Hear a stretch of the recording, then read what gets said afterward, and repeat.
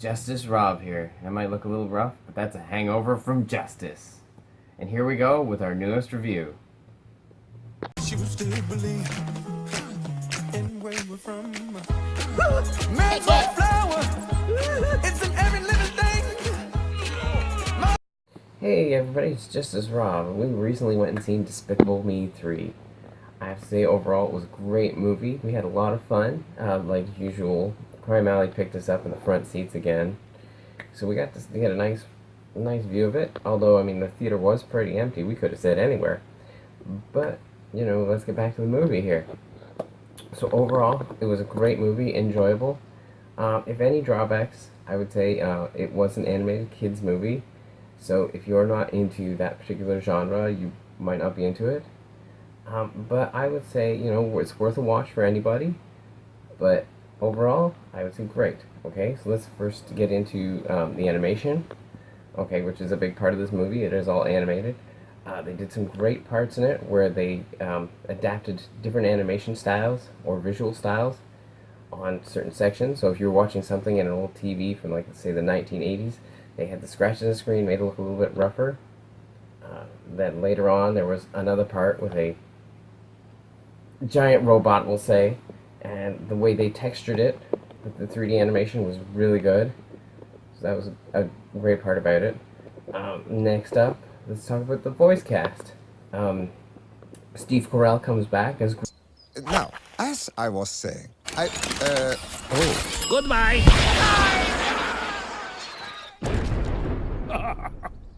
Gru, which was great. You know, he does that role very, very well. Kristen Wiig came back as Lucy, reprising the role very well, playing the mother. Wife. Oh, stop it. Sweet talk. Okay. New to Despicable Me was Trey Parker from South Park as Balthazar Brat. Hello, Gru. Oh, what about that? What? Oh, girls. Dance fight.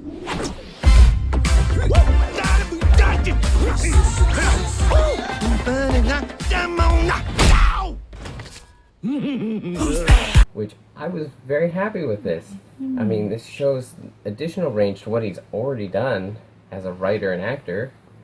And he played this very well. In the first 5 minutes of the movie, though, if you are a South Park fan, you'll be like, oh my god, that's Randy. That is Randy from South Park. Arresting me for what? I'm not allowed to stand up for myself? I thought this was America. Huh? Isn't this America? I'm sorry, I thought this was America. But as the movie goes through, you start to learn that this is a character all its own, not relating to any of Trey Parker's other characters he's voiced, which is great. A plot played out very well.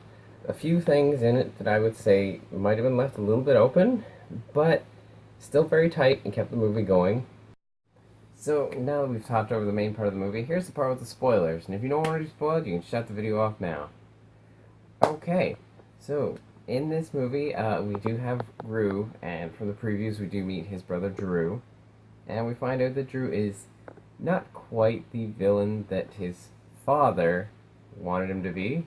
And you find out that the Gru comes from a long lineage of villainy. Face it, Gru. Villainy is in your blood. C'est Gru con boobs. You ready to continue the family tradition? You and me? No. So hence that he was born into it. Okay. And we find that he's doing a cover-up through a pig business. Now, we find out that they have a lair and whatnot, and they kind of have to keep it from Lucy, or at least they try to. Okay, which is, it's nice, the cute little play they do in the childlike manner. Okay.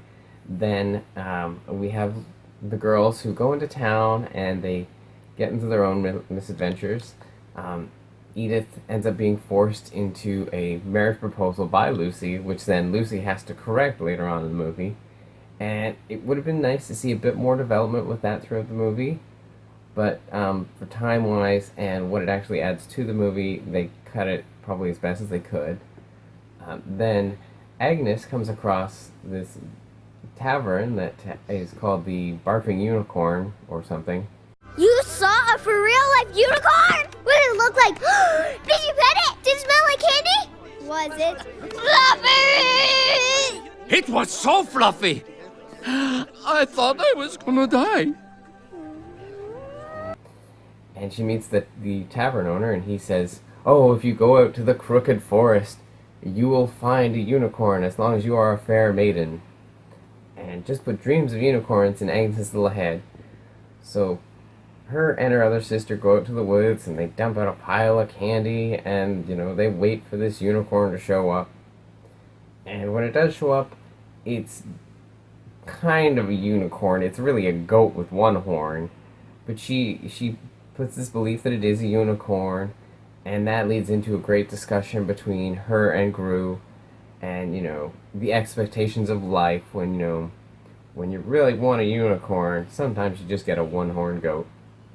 So that was a good tie-in with the story, and helped boost off the third act. And the Balthazar Brat, with all of his 80s references and music. Heist music!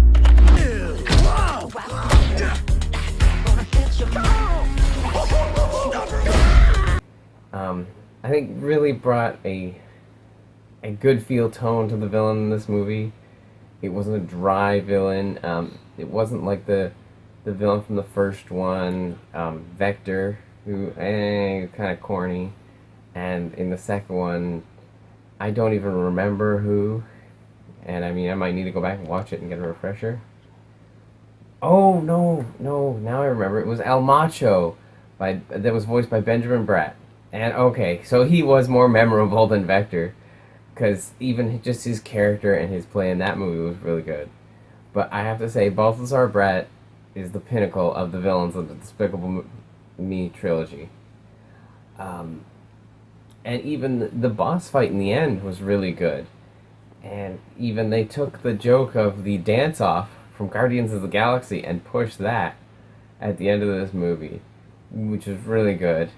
And even when they did Gru gets his magical keyboard, or not his magical, his technological advanced keyboard, and plays, what's that song? A song by the Dire Straits, just the intro. And I was so floored when I heard that. It was so great.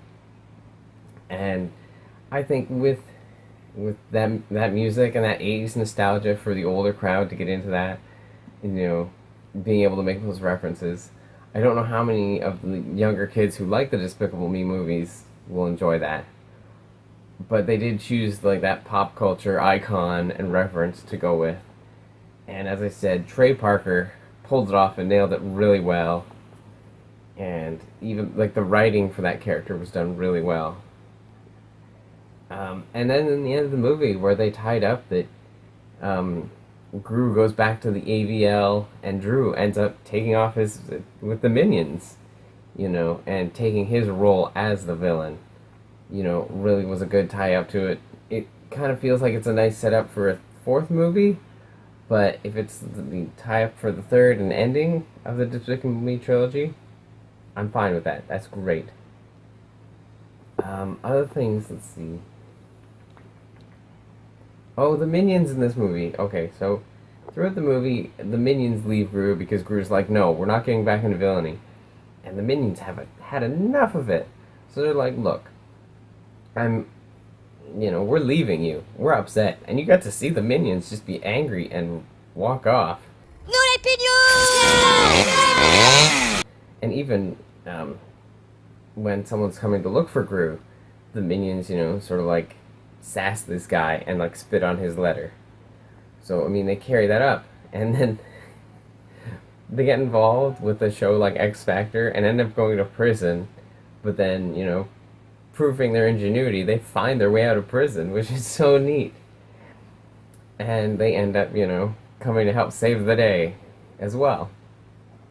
But it's kind of nice that the Minions did take a back seat in this movie to actually put forth more for Gru and Lucy and the girls and Balthazar Brat and Drew, So I'm kind of glad the Minions were not so much in the spotlight on this one. And so, this overall, as you can tell, I thoroughly enjoyed it. Crime Alley enjoyed it as well. And, next week, we're planning to go see Spider-Man Homecoming. Hopefully, Tom Holland brings it home on this one and Tony Stark doesn't showboat too much. And we'll be bringing you that hopefully within the next week, if not two. So I hope you can look forward to that. And this is Justice Rob. Hangover out.